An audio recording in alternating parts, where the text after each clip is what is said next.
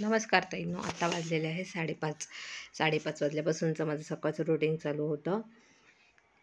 5-10 मिनटं मी स्वतःलाच देते, जरा रिलॅक्स बसते, त्यानंतर लगेच स्वयंपाकाला सुरुवात करते. हातपाय तोंड स्वच्छ धुवून. तर मी आज भेंडी करून घेणार आहे, मसाला भेंडी. ही रेसिपी तुम्हाला दाखवलेलीच आहे, पण मी सकाळचं रुटीन आज तुम्हाला दाखवलेलं आहे, गुरुवारचं सकाळचं रुटीन. भेंडी चिरून घेतलेली आहे. भेंडी असते ती सरळ उभी चिरायची आणि त्याचे आडवे काप करून घ्यायचे. तर कढई तापत ठेवलेली आहे. कढईमध्ये जिरं, मोहरी, कढीपत्ता जे तुमच्याकडं असेल ते, लसूण, खोबरं, आलं लसूणची पेस्ट असली तरी चालेल. वर्षभराचा जो मसाला असतो तो टाकायचा. मीठ, हळद टाकून व्यवस्थित अशी फ्राय करून घ्यायची. चवीनुसार मीठ. व्यवस्थित फ्राय करून घेतली की एक वाफ द्यायची आहे. सुंदर अशी होते आणि सकाळच्या टिफिनला छान अशी भाजी आहे. मुलांना तर माझ्या हीच भाजी जास्त आवडते. 2 दिवसांनी केली तरी ते कंटाळत नाही. आठवड्यातून 2 वेळा तर माझ्या टिफिनला, मुलांच्या टिफिनला भेंडीही असते, मसाला भेंडी. भेंडीचेही खूप प्रकार आहे, पण सकाळच्या या वेळात एवढं जमत नाही, त्यामुळे मी मसाला भेंडी ही पटकन होते. लसूण खोबरं माझ्याकडं असतं, अद्रक लसणाची पेस्टही असते, पटकन अशी होऊन जातं. आता मी कणिक मळून घेणार आहे. 8 ते 9 चपात्याची कणिक मी मळून घेणार आहे. सुरुवातीला जास्त हात खराब होऊ नये म्हणून 1 फुलपात्र असं पाणी वतून घ्यायचं आहे एकदमच. त्यामुळे पटकन अशी चपात्याची कणिक मळली जाते. सुरुवातीला घट्ट करून परत ते पाणी वतून चुरून घेण्यात वेळ नसतो, त्यामुळे ही मी पटकन असं जेवढा लवकर टिफिन होईल तेवढ्या लवकर माझं काम सोपं होऊन जातं.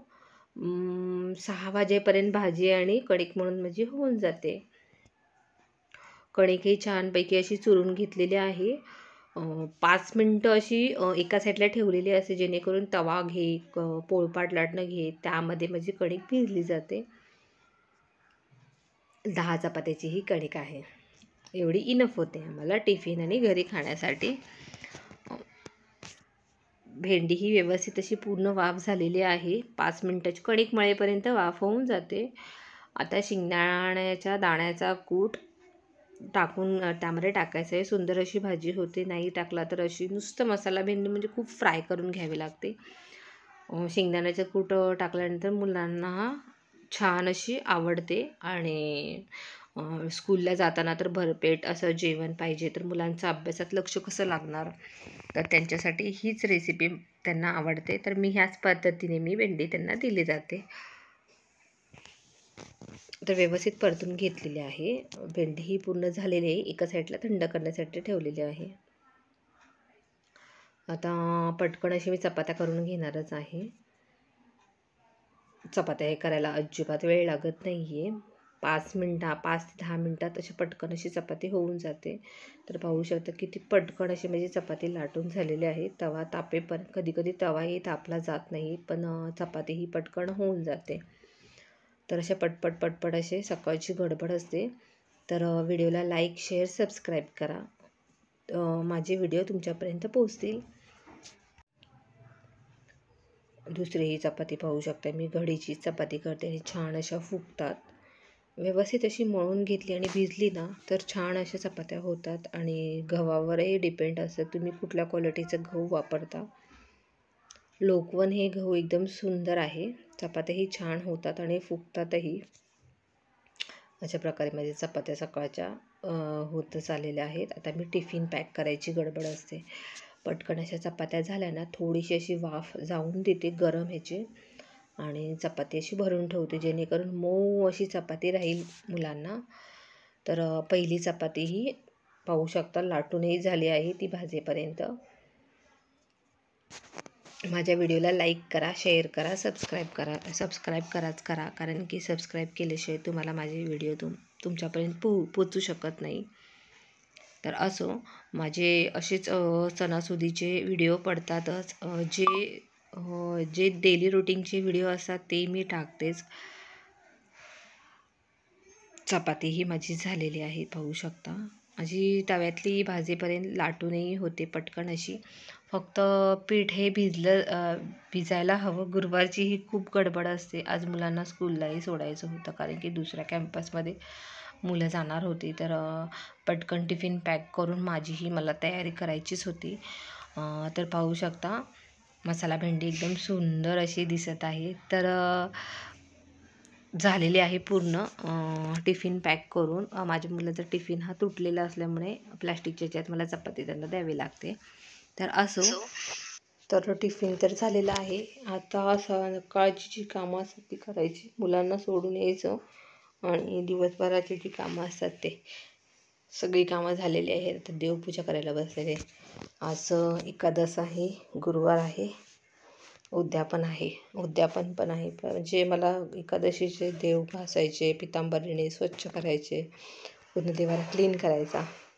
ते झाले की गुरुवार असल्यामुळे उंबरावर हळदीचं लेपन करायचं, रांगोळी काढायची आणि गुरुवारीचं उद्यापन आहे, पूजा आहे.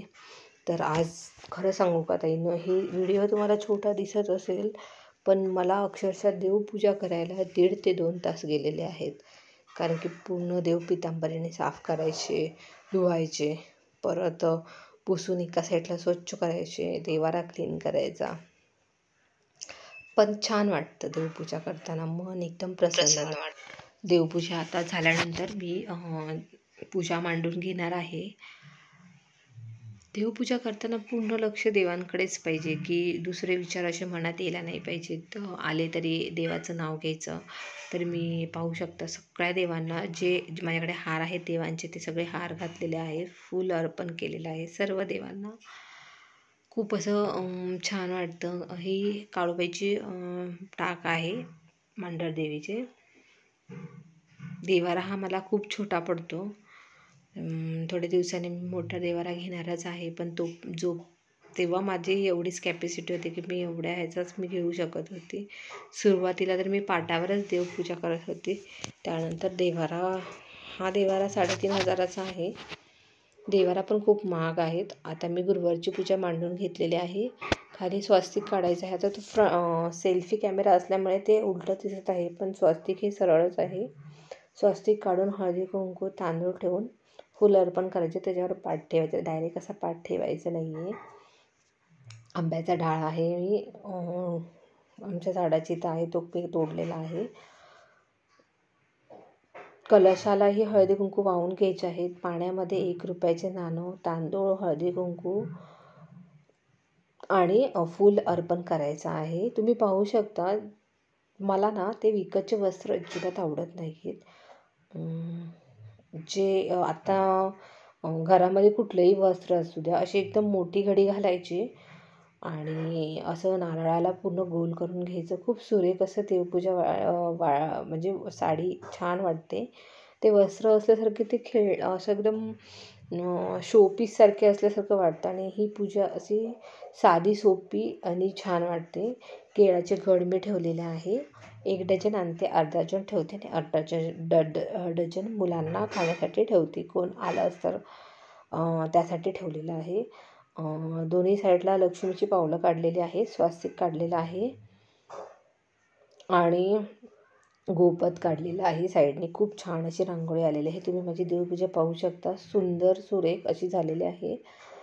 देवीचा माझ्याकडे फोटो आहे, तो ठेवलेला आहे. सर्व फुलं मी अर्पण केलेली आहे देवापुढे आणि दीप प्रज्वलित करून दिव्यालाही हळदी कुंकू लावून फूल अर्पण करायचं आहे आणि मंद ज्योत ठेवायची आहे, की दिवसभर ती ज्योत असं शांत प्रकाश असला पाहिजे. देवापुढे असा मोठा प्रकाश ठेवायचा नसतो, शांत मंद असा प्रकाश ठेवायचा, जेणेकरून मन शांत होतं देवाकडे पाहून. आता मी पुस्तकाला हळदी कुंकू वाहणार आहे, फूल अर्पण करून पुढे असं ठेवणार आहे, तांब्यापुढे. देवाचे जे तांब्या असतो त्याच्यापुढे ठेवणार आहे आणि त्यानंतर मी वाचायला घेणार आहे कथा. तर गुरुवारचे माझे 4ही गुरुवार झालेले आहेत. आज उद्यापन आहे. संध्याकाळी गोड नैवेद्य दाखवून छान करणार, कारण की माझी एकादश असल्यामुळे मला हा उपवास सोडता येणार नाही आहे, पण गुरुवार हा घडणार आहे. आणि ह्या पुस्तकामध्ये पण तुम्ही वाचा, सुरुवातीला लिहिलेलं आहे की एकादश असली तरी चालेल, पण पूजा ही मांडायची, असं ह्या पुस्तकात लिहिलेलं आहे. तुम्ही व्हिडिओ पाहून सांगितलेलं असेल की 3ऱ्या गुरुवारीच उद्यापन करायचं आहे, असं नाही आहे. या पुस्तकामध्येच जे सांगितलं आहे त्यानुसारच मी तुम्हाला सांगत आहे की एकादश, महाशिवरात्र हे उपवास चालतात. पूजा मांडू शकतो आपण. तर असो, पूजा पूर्ण झालेली आहे आणि नामस्मरण, देवाचं नाव, जप हे मनातल्या मनात चालूच ठेवायचं आहे. बाहेरचे विचार अजिबात मनात आणून द्यायचे नाही आहेत. तर छोटीशी छानशी साधी अशी माझी देवपूजा झालेली आहे. आता मी पुस्तक वाचायला घेणार आहे. देवीला नमस्कार करून पुस्तक वाचायला घेणार आहे.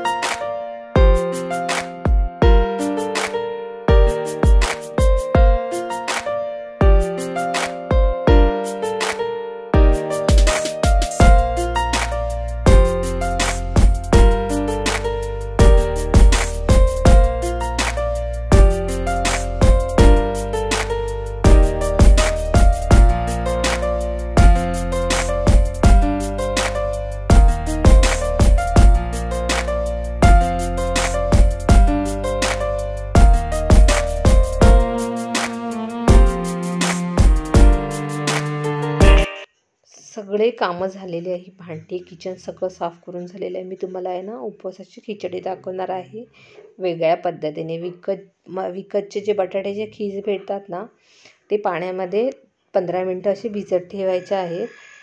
शेंगदाणे मी भाजून घेतलेले आहेत. एका साईडला ठेवणार आहे भाजून थंड करण्यासाठी आणि मिक्सरला बारीक करून घेणार आहे. 8-9 मिरच्या मिक्सरला बारीक आहे. ही रेसिपी दाखवणार आहे ती माझ्या मिस्टरांच्या कंपनीमध्ये कॅन्टीनमध्ये तयार होते. त्यांना ती पद्धतीची खिचडी आवडते, तर मला बोलल्या घरी करून पहा, करून बघ, अशी रेसिपी सांगितली आहे. तर आज मी ना उपवासाची खिचडी वेगळ्या पद्धतीने दाखवणार आहे. ही ना माझ्या मिस्टरांच्या कंपनीमध्ये तयार बनवतात तशी, त्या पद्धतीने दाखवणार. आता मी ना कढई तापत ठेवलेली आहे. त्यामध्ये 2 पळी आपले जे असतात ना वापरायचे त्या तेल टाकणार आहे. तेल तापून झाल्यानंतर हिरवी मिरची पाहू शकते सुट्टा किस झालेला आहे बटाट्याचा. 8-9 मिरच्या मी तेलामध्ये व्यवस्थित परतून घेणार आहे. मीठ टाकायचं आहे आणि छानपैकी तेलावर परतायचं आहे. तिखटपणा पूर्ण मरून जातो आणि तिखटच ह्या मिरच्या आहेत. त्यानंतर बटाट्याचा जो किस आहे ना तो व्यवस्थित परतून घ्यायचा. छान अशी खिचडी लागते आणि सुटसुटीत होते या पद्धतीने केले की. साबुदाणा मी हा रात्रीच भिजत ठेवलेला. तर व्यवस्थित परतून घेतल्यानंतर पाहू शकता शेंगदाण्याचे दाण्याचा कूट मी जाडसर असा ठेवलेला आहे. बटाट्याचा खीस व्यवस्थित परतून घेतल्यानंतर साबुदाणा व्यवस्थित मोकळा करायचा आहे आणि कढईमध्ये टाकायचा आहे. मऊ असं झालेलं आहे. मी रात्रीच भिजत घातल्यामुळे एकदम सुटसुटीत झालेलं आहे. अजिबात त्यात पाण्याचा क्लेश मात्र नाही आहे. शेंगदाण्याच्या दाण्याचा कूट मी पाहू शकता जाडसर असल्यामुळे सुट्टी खिचडी होते. बारीक शेंगदाण्याचा दाण्याचा कूट केला तर पूर्ण अशी लाल लाल होते आणि चिकट अशी खिचडी होते. तर या पद्धतीने तुम्ही करून पहा, खूप छान अशी लागते. त्याच्याबरोबर दही सुरेख असं लागतं. चवीनुसार मीठ आणि छानपैकी मिक्स करून एक वाफ द्यायची आहे. एक वाफ दिल्यानंतर परत झाकण खोलून परत एक मिक्स करून घ्यायचं आहे आणि 10 मिनटं परत वाफ द्यायची आहे. अशी सुरेख अशी खिचडी होते.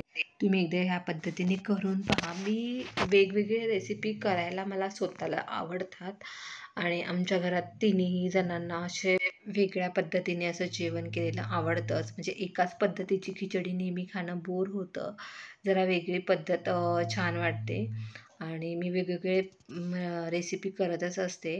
तर पाहू शकता पूर्ण मोकळी अशी खिचडी झालेली आहे. 10 ते 15 मिनिट तयार होते. नेहमीच बटाटा टाकून खिचडी करण्यापेक्षा जरा वेगळ्या पद्धतीने करून पहा, खूप छान लागते. तर व्हिडिओ इथेच थांबवा.